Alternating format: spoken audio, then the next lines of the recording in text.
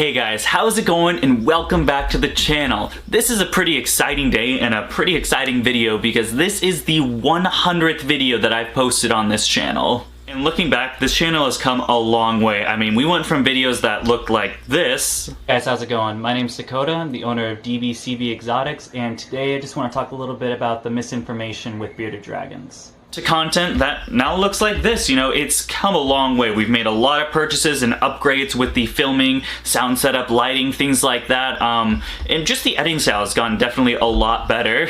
So with this 100th video, I want to do something special, and originally I thought of just doing, another reptile room tour because it seems to be very popular, and I made a few changes here, so I thought it'd be cool, but I actually got suggested something else. A little bit back when I was doing the podcast with Wiccan's Wicked Reptiles and Professor Herp, we were talking about reptile rooms, and Adam from Wiccan's was, after I mentioned that I pretty much have reptiles in every single one of my rooms, he suggested me doing an actual house tour and showing, all of the animals and where they are at. And honestly, I thought that was a pretty cool idea, We'll do it kind of more like a vlog type style where I walk around and just show you, where all the animals are, because pretty much every single room in this house has at least one animal in it. So I guess other than that, let's get started. I'm Dakota, I own DBCB Exotics, and I live with 72 animals. We have what I like to call the jewel of my collection. That is the Quince monitor. This has got to be my queen, which is actually something I'm hoping for due to the fact that all of my reptiles, she's a very strange kitty, and she does suffer from seizures from time to time, so every now and then. These are the only small animals we have here at DBCB Exotic, as far as, not raised, so he's only been here for about a year. He was abused for 5 years, so don't get my buttons. He loves the buttons. Don't get my buttons. Don't do it. So I figured the first one we would start in is, of course, the reptile room. I mean, this is where it all started. Originally, when we first moved here, we only had about 30 animals or so we were pretty much able, this was supposed to be the reptile room. Starting out, we were able to fit all the reptiles just in here and everything was okay. But through these 2 years, of course, I have accumulated now, starting with, of course, the breeding business and everything. We are up to 72 animals, and 72 animals do not fit in here. So currently, this room holds 42 different reptiles. We got some monitor lizards, a couple different types of lizards, some geckos and frogs, things like that. Just some cool stuff that I put in here. This is going to be the more room temperatured room, so really can't have anything that gets too hot, anything like above 80, so a lot of crested geckos and things like that. So, with that out of the way, let's check this room out. Starting at this shelf, we got some cool guys. So we have 2 crested geckos down here. The first one, of course, is going to be that Super Dow Cookie, who we did pair recently, was on a recent live stream. So she is gravid, we should be getting eggs from her soon. Right next to her, we actually have 2 crested geckos, and that is the tricolor and then that lavender partial pim. Those guys are pairing right now. They've been there for about 2 days, so I'm pretty excited. And hopefully we've gotten some confirmed locks, so to make sure that, these guys, or the tricolor is going to be gravid, and we get some tricolor partial pin babies. Then the last animal on this shelf, of course, is actually one of my favorite reptiles in this room, and that, of course, is that CB mountain horn dragon that we hatched earlier last year. This guy's just been doing great. He's the lone survivor out of the clutch of eggs I got, and just amazing. He's got these brilliant greens, these nice almost like tiger stripes going down the dorsal with the orange. I mean, he's just awesome. It does look like the more he ages, the more green he gets, so he actually might turn out all green, which is actually something I'm hoping for due to the fact that all of my reptiles, or my mountain horn dragons that is, are usually an orange or red, so it's pretty interesting hatching a green mountain horn dragon out of that pair. But all in all, I'm very excited about this guy. I will not be selling him anytime. This guy's just awesome. Of course, being the lone survivor out of the that clutch of eggs, I just want to keep him around. Having my own, CB mountain horn dragon is pretty cool with how rare really people are captive breeding this species. Then coming up on the last animal on the shelf, of course, is the veiled chameleon Gyro. We've had Gyro here for quite a while. He's been the star of the show for a bit, especially when I used to film over here. He would always try to get in the shot. Gyro's doing awesome. I love this chameleon. He's trying to eat me right now. Gyro's probably the most personal lizard we have in this reptile room. As you can see, he's just hungry and wants to eat my hand, but he's just so cool. I mean, take a look at this guy. Check him out. Chameleons have always done just to me for a while. They're amazing in just so many different ways that, of course, I've made that video about them a while back into those 5 reasons why. But, oh, looks like he's trying to escape. So we're going to put him back in the cage. But then moving on, we'll actually be taking a look at the second shelf, which is a few bioactive enclosures on it. The actual last project I did was the red-eyed tree frog one that's been going for a couple months now. It's doing great. Right next to it, we do have the tomato frog that's been going for a bit. Actually, underneath it, right over here, we have the first bioactive enclosure I've ever made. And this thing's been going strong for 3 years now with really minimal maintenance being done to it. You know, just watering, and then of course, over time, the soil starts condensing down. So I've added soil a couple times, but other than that, nothing done. This thing has just been thriving. Other than that, we just have a few frogs here. Of course, I did say the red-eyed tree frog and the tomato frog. We also do have this white tree frog, and then just some crested geckos. Actually, this one over here was my wife's first crested gecko, and then this one on this side is my first one. And then going to the side, we have what I like to call the breeder shelf, which is pretty much where all of my breeders are as far as this room goes. We have about, I think, 12 crested geckos on this shelf. We've got one of the Pebbles, which is the girl I decided to retire and keep as a pet. We got a couple babies and grow-outs on this shelf, some babies over there, some more breeders, and lastly, what I know everyone loves to see is, of course, the red-eyed crocodile skink bin, or bins, plural to be precise. Right now we just have the baby in this little shoebox bin here. I did have her in that 12 by 12 by 12 Exoterra earlier, but I found it very difficult to keep the humidity and to keep her from going in between the background, which got a little bit more difficult, so I decided to put her in the shoebox where it's been a lot easier to maintain humidity, and she seems to be a lot happier. I see her a lot out more often and moving around versus when she was in the Exoterra one, she kind of just stayed in between the background. I really never saw her. Of course, in all of these bins that you can see, we do have just red-eyed crocodile skinks. The white one is my original pair, and then the rest are the new guys that we got recently, and you know, that unboxing video. These guys have been doing great. Of course, we still have that female who is gravid. She just will not lay that egg for me. I am waiting patiently. Every day I look up the hide, I'm like, come on, mama, give me that egg. But I won't go too much on that. Of course, I am planning on making an update video on these guys that I will do shortly, so that we'll just be moving on from them and actually talking about, of course, the tokay geckos. If anyone knows me for anything other than the red-eyed crocodile skinks, it's my tokay geckos. Right now, I own 11 different geckos with various morphs. These guys have been doing great. I'm not actually going to brush up too much on these guys just because of the fact that I did make that the tokay gecko video just recently. It's actually the one video right before this one, so if you guys do want to check out those tokay geckos, I made a full tour on all of them. Definitely check it out, but we're just going to be moving on to a couple more rare stuff.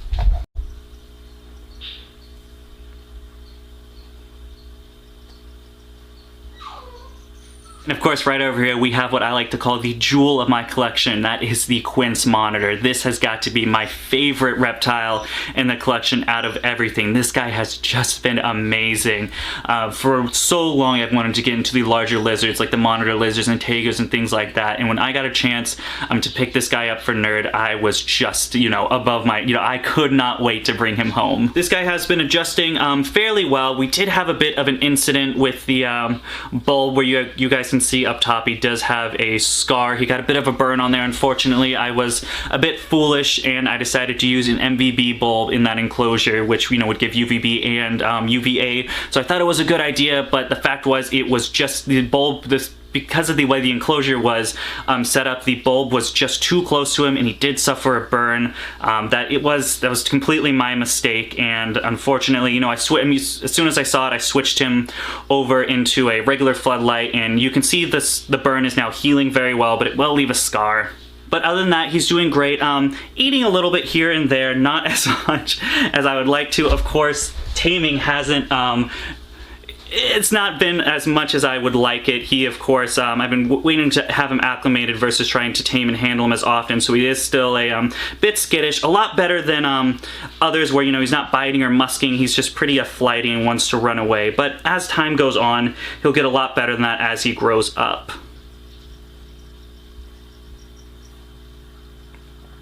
But alright, I don't want to have him out for too long, you know, and get him too grumpy. He is looking a little bit like he wants to go in, so we are going to be putting him back.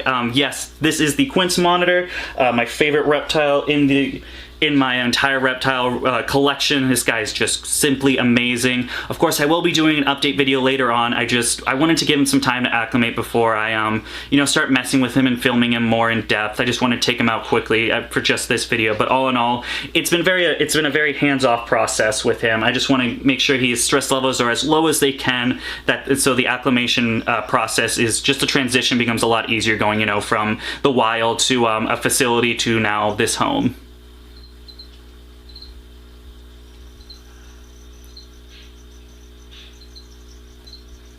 Then coming down to the last reptiles in this room, of course, is going to be the mountain horn lizards. These guys are just fantastic. Of course, we still have the trio in here, this 3x2x5, and they have been doing great. I can't say as much for the plants. As you can see, some of them are a bit on, the weekend. They might be dying out, but what are you gonna do? I just cannot get these plants to make it. As far as eggs go for the mountain horn dragons, unfortunately, we are not having luck this year. One of the females did lay me a clutch of 4 eggs, and all turned out to be infertile, so unfortunately, the mountain horn dragon project is going to be on a bit of a hold until we can get some vital eggs. Now, another reason why I do love that CB mountain horn lizard and why I will be holding them back is because I'm trying to get them a little more acclimated to handling. Of course, these being imports, they're not as friendly as one would hope.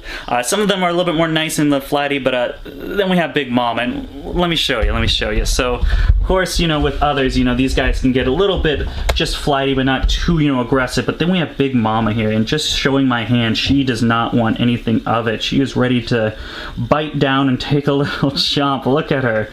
Oh my gosh. I don't think the bites hurt too bad. I've actually never been for her. Usually I'll just follow through and just grab her, and then she gets flighty and tries to run off. I think it's funny that we have an aggressive mountain horn dragon. Usually, when just trying to handle them, they just try to run away like that.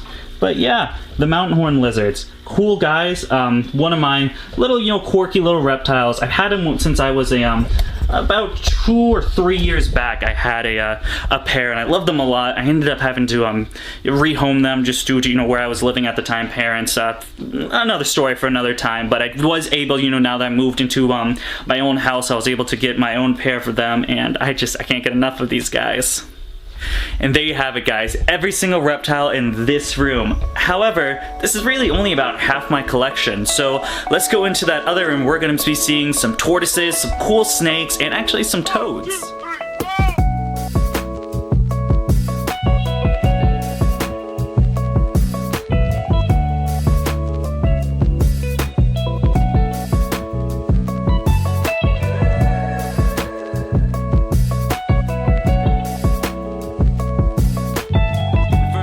Here we are going to be talking about is, of course, the emerald tree boa. This thing has just been amazing. One of my favorite snakes that we have here at DBCB Exotics.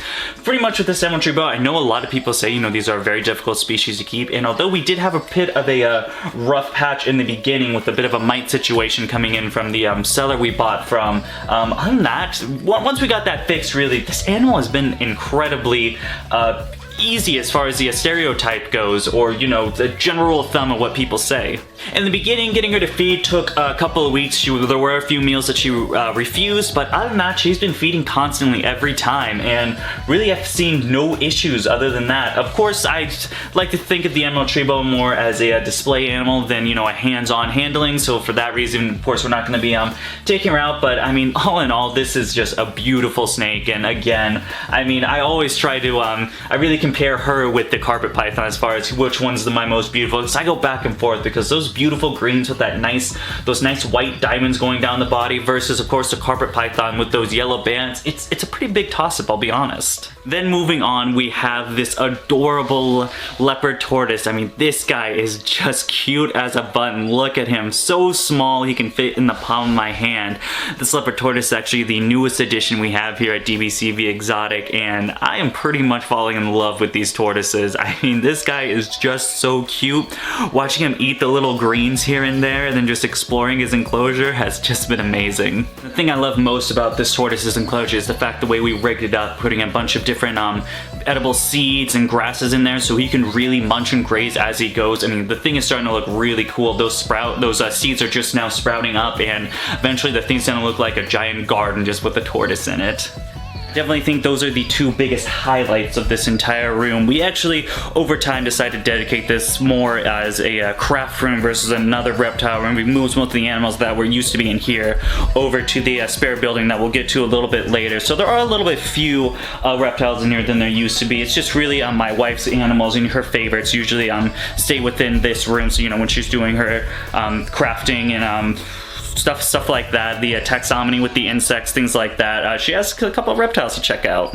But really, other than that, we don't have much. We got a couple of frogs over here. Of course, the American toads. In Maine, you're actually allowed to have 2 toads. Then, of course, we have that Cuban tree frog that came with that tomato frog as a little bonus pet. If you guys don't know much about that, you can actually visit one of my old reptile room tours. I get a little bit more into that. Other than that, we do have some fish. This was actually my pladarium for my red-eyed crocodile skink pladarium that I eventually scrapped a while back. But, you know, what do we do with the fish? So I decided to get a little tank set up for them. Then, of course, these giant cave roaches that we are breeding, and then some dubia colonies. Just real quickly over here, we have a little bit of an isopod rack going. So far I believe we have 3 or 4 different isopods breeding right now. We have the oranges, dairy cows, Dalmatians, and zebras. We also do have some wild types as well that we've just gotten from the the local wooded area. But these guys are awesome. I really want to get a little bit more into isopods. The issue is we're having a little bit of trouble, not only getting them breed, but some of them we like with the, I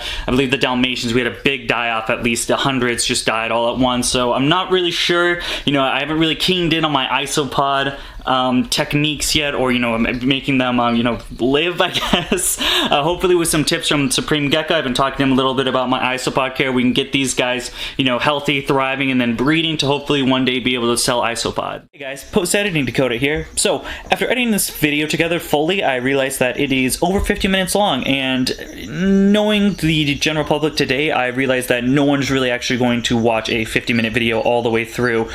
So instead, I'm actually going to leave it here. This is just about half the video so far, a little less, pretty much a third of the video.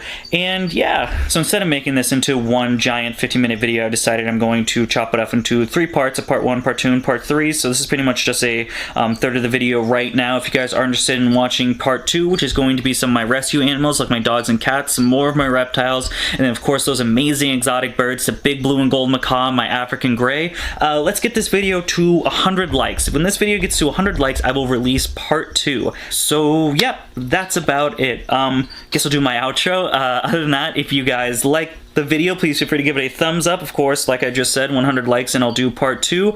If you want to see some more of my animals or breeding products, you can follow me on Facebook and Instagram at DBCB Exotics. Other than that, thank you for watching, and I hope you have a great day.